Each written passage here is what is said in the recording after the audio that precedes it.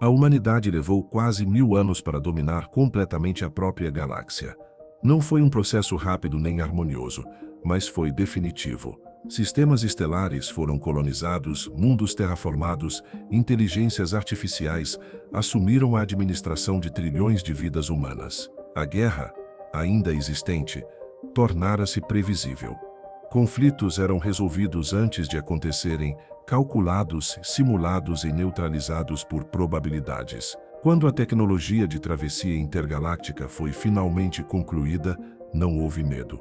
Houve celebração. O primeiro salto além da galáxia humana foi anunciado como o maior marco da história da espécie. Não se tratava apenas de expansão territorial, mas de confirmação filosófica. A humanidade havia superado as limitações impostas pelo cosmos. O universo deixara de ser fronteira, tornara-se continuidade. As primeiras sondas atravessaram o vazio entre galáxias sem incidentes. Os dados retornaram confirmando o sucesso do experimento. Rotas estáveis eram possíveis. A distância, antes considerada intransponível, tornara-se apenas um problema de energia e cálculo. Foi então que a humanidade decidiu enviar algo mais do que máquinas. Uma frota diplomática foi preparada, não com intenção de guerra, mas de anúncio. A humanidade acreditava que civilizações intergalácticas, se existissem, ainda estariam em estágios iniciais ou isoladas. A lógica humana dizia que a expansão acelerada era um privilégio raro. Essa lógica estava errada. Ao emergir do salto, a frota não encontrou um espaço vazio nem mundos selvagens. Encontrou ordem. Estruturas colossais orbitavam estrelas distantes. Campos energéticos delimitavam regiões inteiras do espaço. Sinais não identificados atravessavam o vácuo em padrões que não correspondiam a nenhuma tecnologia humana conhecida. Antes que qualquer transmissão fosse enviada, a frota foi cercada. Não por naves convencionais, mas por presenças que desafiavam classificação. Algumas eram massas luminosas que alteravam a gravidade ao redor. Outras pareciam organismos vivos integrados ao próprio espaço. Havia entidades que não ocupavam posição fixa, existindo como probabilidades instáveis. A humanidade não havia descoberto alienígenas. Havia atravessado a fronteira de um sistema intergaláctico organizado. Uma comunicação foi estabelecida sem linguagem, sem símbolos e sem imagens. O conteúdo foi traduzido pelas inteligências humanas como uma estrutura conceitual simples e perturbadora. A humanidade havia sido detetada muito antes de sua chegada. Sua expansão galáctica fora observada, catalogada e debatida por civilizações que existiam há milhões de anos. A frota humana não era visitante. Era variável tardia. O espaço ao redor da frota começou a se fechar, não como ataque direto, mas como contenção. Rotas de salto tornaram-se instáveis. Sensores falharam de forma seletiva. A humanidade percebeu, tarde demais, que não estava entrando em um novo território, mas em um domínio regulado. A mensagem final foi inequívoca. A expansão humana havia rompido equilíbrios mantidos entre galáxias. Sua velocidade de crescimento era considerada incompatível com a estabilidade do universo observável. A humanidade não estava sendo convidada a negociar. Estava sendo avaliada. Poucos minutos depois, a frota desapareceu dos registros humanos. Não houve explosão, nem sinal de destruição, apenas ausência, como se nunca tivesse existido. Quando o silêncio chegou à galáxia humana, ele não trouxe pânico imediato, trouxe incredulidade. Durante semanas acreditou-se em falha técnica, erro de cálculo, interferência desconhecida. Mas quando sondas enviadas para o mesmo ponto simplesmente deixaram de retornar, uma verdade começou a emergir. A humanidade não estava sozinha, e pior ainda, não estava no topo da cadeia cósmica. A ausência da frota diplomática encerrou qualquer ilusão restante. Quando a humanidade aceitou que não se tratava de um acidente, mas de uma ação deliberada, o Conselho Central declarou estado de mobilização total. Pela primeira vez desde a unificação galáctica, o inimigo não era uma civilização identificável, mas um conjunto de presenças que operavam além da compreensão humana. A resposta foi militar. Frotas de contenção foram posicionadas nas rotas recém-descobertas. Armas projetadas para confrontos interestelares foram recalibradas para escalas intergalácticas. A humanidade não pretendia recuar. A expansão havia sido interrompida, mas o território já conquistado não seria entregue sem resistência. O primeiro confronto direto ocorreu semanas depois. Uma força humana avançou até o ponto onde a frota diplomática havia desaparecido. O espaço parecia intacto. Nenhum sinal visível de ameaça, nenhuma frota inimiga aguardando. O ataque preventivo foi autorizado mesmo assim. A resposta veio de múltiplas direções e de nenhuma ao mesmo tempo. A primeira espécie revelou-se como uma consciência distribuída, formada por campos energéticos autoconscientes. As armas humanas atravessaram essas entidades sem causar dano físico, enquanto sistemas inteiros começaram a falhar por interferência direta na causalidade local. Naves perderam a noção de antes e depois. Tripulações entraram em estados de confusão temporal irreversível. Antes que a humanidade pudesse se adaptar, uma segunda forma de guerra surgiu. Organismos colossais, nascidos em estrelas mortas, emergiram do espaço profundo. Não atacavam naves, atacavam sistemas gravitacionais. Estrelas humanas começaram a oscilar, órbitas se tornaram instáveis e mundos inteiros foram condenados sem que um único disparo fosse feito. Uma terceira espécie atuava de forma ainda mais perturbadora.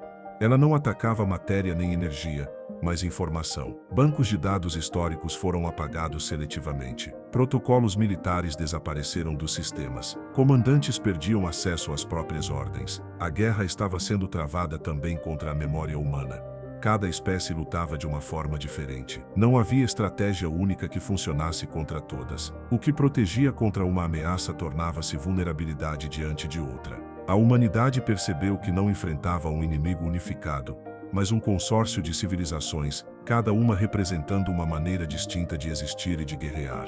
As perdas aumentaram rapidamente. Sistemas fronteiriços foram abandonados. Mundos inteiros desapareceram não por destruição direta, mas por inviabilidade física. A guerra não seguia uma linha de frente clara. Ela surgia onde a humanidade menos esperava, explorando limites que nunca haviam sido testados.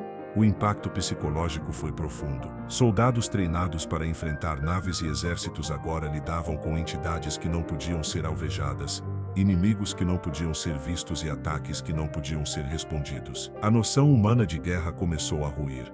Relatórios estratégicos chegaram a uma conclusão alarmante. Nenhuma dessas espécies isoladamente parecia interessada em conquistar território humano. O objetivo comum não era expansão, mas contenção. A humanidade estava sendo tratada como uma variável perigosa, um fenômeno que precisava ser limitado antes que se tornasse incontrolável. A guerra não era pessoal, era preventiva. Essa compreensão marcou uma virada decisiva. A humanidade não estava lutando por sobrevivência imediata, mas contra um julgamento cósmico já em andamento. Cada batalha perdida não era apenas uma derrota militar, mas uma confirmação do veredito que estava sendo construído contra ela. E à medida que novas espécies entravam no conflito, ficou claro que aquela guerra não seria decidida por força bruta. Ela seria decidida por algo muito mais difícil: a capacidade da humanidade de provar que merecia continuar crescendo. Diante da multiplicidade de inimigos, a humanidade respondeu como sempre respondera às grandes ameaças, centralizando. O Conselho Central decretou a unificação absoluta da estratégia de guerra. Todas as frotas, inteligências artificiais e sistemas de comando passaram a operar sob um único protocolo adaptativo. A lógica era clara. Se a humanidade enfrentava uma guerra em múltiplas frentes conceituais, precisava agir como um único organismo, rápido, coeso e coerente. Nasceu o Comando Unificado Intergaláctico. Pela primeira vez, decisões militares deixaram de ser tomadas em escala local. Cada movimento era analisado por inteligências estratégicas que integravam dados de todos os conflitos simultaneamente. A humanidade apostava que a força da coordenação superaria a adversidade alienígena. Por um breve momento, pareceu funcionar. Algumas espécies foram contidas. Ataques gravitacionais foram neutralizados por manipulações espaciais precisas. Entidades energéticas passaram a ser confinadas em zonas de instabilidade controlada. Sistemas de informação receberam camadas redundantes de proteção. A guerra deixou de parecer caótica.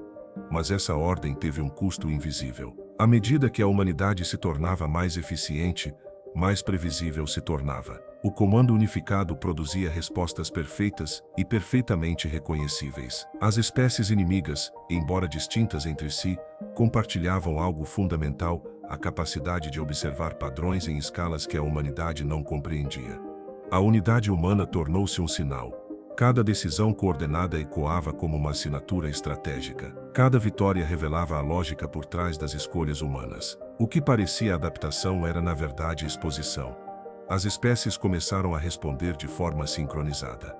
Ataques que antes eram independentes passaram a ocorrer em sequência complementar. Uma espécie desestabilizava sistemas gravitacionais enquanto outra apagava dados de comando, e uma terceira interferia na percepção temporal das tripulações. Não havia comunicação detectável entre elas, mas havia coordenação. A humanidade percebeu, tarde demais, que o inimigo estava aprendendo a humanidade como um todo, não como forças isoladas.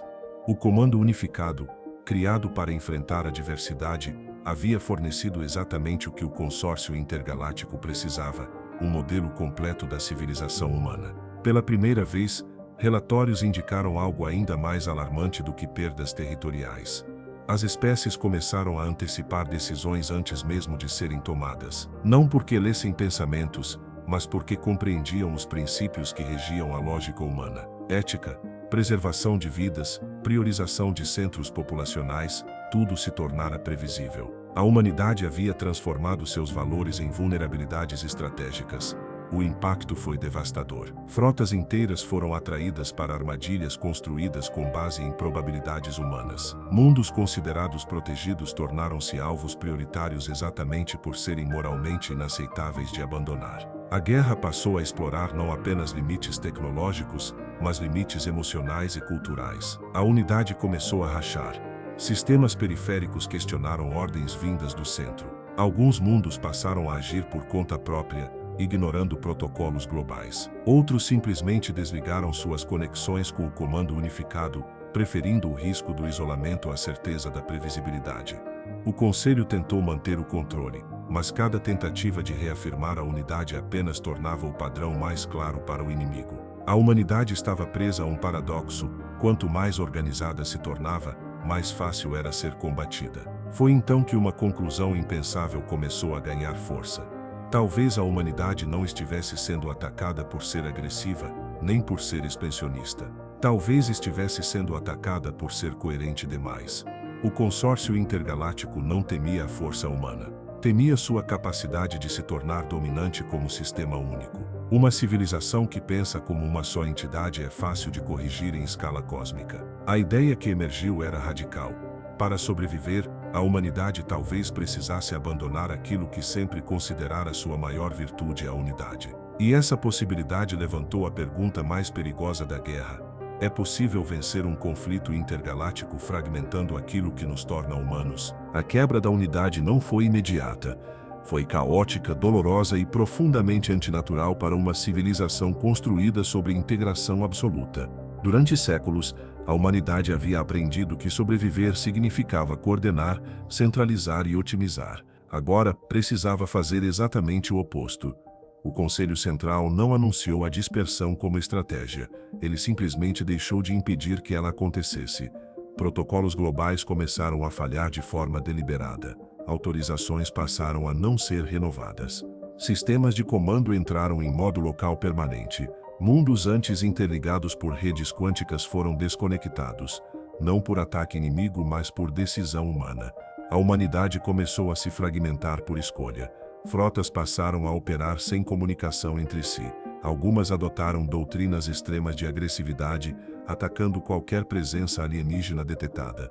Outras assumiram posturas completamente defensivas, recusando combate mesmo diante de perdas severas. Havia regiões onde a guerra continuava intensa, enquanto em outras o silêncio absoluto reinava. Nenhum padrão permaneceu. E isso, finalmente, começou a gerar ruído nos modelos inimigos. As espécies do consórcio intergaláctico responderam de forma desigual. Algumas intensificaram ataques, tentando forçar reações previsíveis. Outras recuaram momentaneamente, incapazes de determinar se determinadas ações humanas representavam estratégia ou colapso interno. Pela primeira vez o inimigo hesitou, mas a dispersão teve um custo interno devastador. Sem coordenação, sistemas humanos entraram em colapso por decisões contraditórias. Mundos vizinhos passaram a agir como estranhos. Antigas alianças se desfizeram. Em alguns setores, conflitos humanos internos ressurgiram, alimentados pelo medo e pela ausência de uma narrativa comum. A guerra externa começava a se misturar com a desintegração interna. Relatórios fragmentados indicavam algo paradoxal. Quanto mais a humanidade se tornava instável, mais difícil era para o consórcio aplicar contenções eficientes. Mas, ao mesmo tempo, essa instabilidade ameaçava destruir a própria espécie sem necessidade de intervenção externa. A dispersão funcionava, mas estava matando a humanidade por dentro. As espécies inimigas começaram a mudar de abordagem. Ataques diretos tornaram-se menos frequentes. Em vez disso, passaram a observar. Não buscavam mais conter sistemas específicos, mas avaliar a tendência geral. A pergunta não era mais se a humanidade era perigosa, mas se ainda era uma civilização. A linha entre estratégia e colapso tornava-se cada vez mais tênue. Alguns mundos humanos começaram a desenvolver culturas completamente distintas em poucas décadas. Tecnologias foram abandonadas por escolha, outras foram levadas a extremos éticos impensáveis. A própria definição de humano começou a variar de sistema para sistema. O consórcio percebia isso e começava a considerar uma nova possibilidade. Talvez a humanidade estivesse se autodestruindo rápido o suficiente para não exigir mais correção externa. Essa possibilidade dividiu as espécies inimigas. Algumas defendiam que a contenção deveria continuar até que não restasse ameaça alguma. Outras passaram a questionar se intervir ainda fazia sentido. Pela primeira vez, o julgamento cósmico deixou de ser unânime. A humanidade fragmentada e sangrando havia introduzido algo inesperado no conflito: dúvida. Mas essa dúvida tinha prazo. Se a dispersão continuasse sem limite, a humanidade deixaria de existir como espécie reconhecível. Se fosse interrompida cedo demais, a coerência retornaria, e com ela, a previsibilidade. O Conselho Central, agora reduzido a um núcleo simbólico, compreendeu a gravidade do momento. A dispersão não podia ser permanente. Ela precisava ser controlada sem se tornar padrão. E isso exigiria uma última decisão, ainda mais perigosa do que todas as anteriores: definir até onde a humanidade poderia se perder sem desaparecer de vez. A decisão não foi anunciada como vitória, nem como rendição. Foi registrada apenas como uma mudança de estado. Diante do risco real de extinção, seja pela coerência excessiva, seja pela dispersão irreversível, o que restava do Conselho Central autorizou a última manobra possível. Não se tratava de reconstruir a unidade, nem de aprofundar o caos. Tratava-se de criar algo que jamais havia existido. Uma humanidade incompleta por design. O plano não buscava enganar o consórcio intergaláctico, mas tornar impossível qualquer julgamento definitivo. A espécie humana deixaria de se apresentar como uma civilização única, mas também não se dissolveria em fragmentos irreconciliáveis. Em vez disso, passaria a existir como um conjunto de humanidades conectadas apenas por princípios mínimos e irredutíveis. Não haveria mais centro, não haveria mais destino comum. Apenas continuidade biológica e consciência compartilhada de origem. Sistemas humanos foram reorganizados de forma assimétrica. Algumas regiões assumiram o isolamento total. Outras aceitaram contato limitado com espécies externas. Houve mundos que abandonaram a expansão para sempre, e outros que continuaram avançando, mas sem coordenação entre si. Nenhuma decisão representava a humanidade como um todo. E isso foi intencional. O consórcio intergaláctico observou em silêncio. As tentativas de modelar o comportamento humano falharam. Não havia mais uma trajetória única a ser prevista, nem um padrão dominante a ser corrigido. Cada humanidade seguia um caminho próprio, com valores, riscos e limites distintos. O julgamento entrou em colapso. Não porque a humanidade tivesse provado ser inofensiva, mas porque havia deixado de ser um objeto único de avaliação. O consórcio não podia mais decidir se a humanidade merecia continuar, pois não havia uma humanidade única para ser interrompida. Intervir significaria escolher quais versões da espécie deveriam existir, e isso ultrapassava o próprio propósito do consórcio. Pouco a pouco a pressão cessou. Ataques tornaram-se raros. Contenções foram suspensas. O espaço ao redor das regiões humanas deixou de ser regulado com rigor absoluto. Não houve declaração formal, nem reconhecimento explícito. A humanidade não recebeu permissão para existir. Ela tornou-se impossível de eliminar sem cometer injustiça cósmica. Séculos depois, poucas civilizações humanas ainda lembravam da guerra intergaláctica. Para muitas, ela era apenas um mito distante. Para outras, Uma lição fundamental gravada em arquivos sagrados: sobreviver não exige dominar, mas também não exige desaparecer. Em algum lugar, além das galáxias conhecidas, o consórcio continuava observando o universo, mas a humanidade já não era mais seu problema central. Ela havia aprendido a única estratégia que nenhuma inteligência superior consegue corrigir completamente: existir sem pedir permissão, mudar sem se tornar padrão, continuar sem jamais voltar a ser previsível. A guerra terminou sem vencedores declarados, mas pela primeira vez a humanidade não precisou vencer, precisou apenas continuar existindo.